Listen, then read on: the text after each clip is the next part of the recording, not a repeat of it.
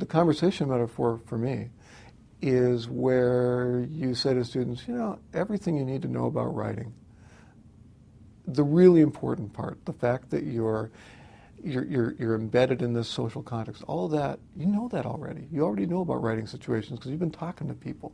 You know, you don't walk into a conversation and just blurt things out. You come in, you listen for a while, you figure out what's going on, you try to understand what people are saying and where they're coming from and what their needs are and what, you know, you just don't barge into a conversation. You want to have people listen to what's going on, acknowledge the work of others, and then add something new to it. And that's the heart of this book, building on what students already know and translating it into ways that, that help them become better, more confident writers. It occurred to me that this whole notion of roles was going to be a way to help students understand writing as a situated act, writing as a rhetorical act, in ways that they might not otherwise be able to do it. You know, we've got the aims and the modes and these things, like I'm writing this kind of paper right now, or I'm writing that kind of document.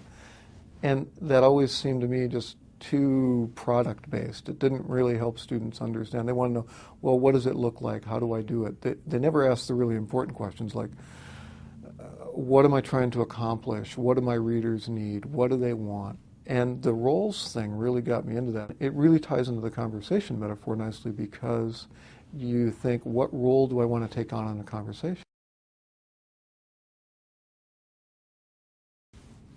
When you're talking about the conversation metaphor again, people pretty much just talk to each other. But when you're talking about written conversations, they're talking about situations that aren't just bounded by the here and now. Basically, you read what other people have written, you think about and reflect on what they've written, you decide that you want to respond to them in some way, and you choose your form of response. When you think about all that, well, if you're in the sciences, you're writing a particular type of document. If you're in engineering, you're writing another type of document.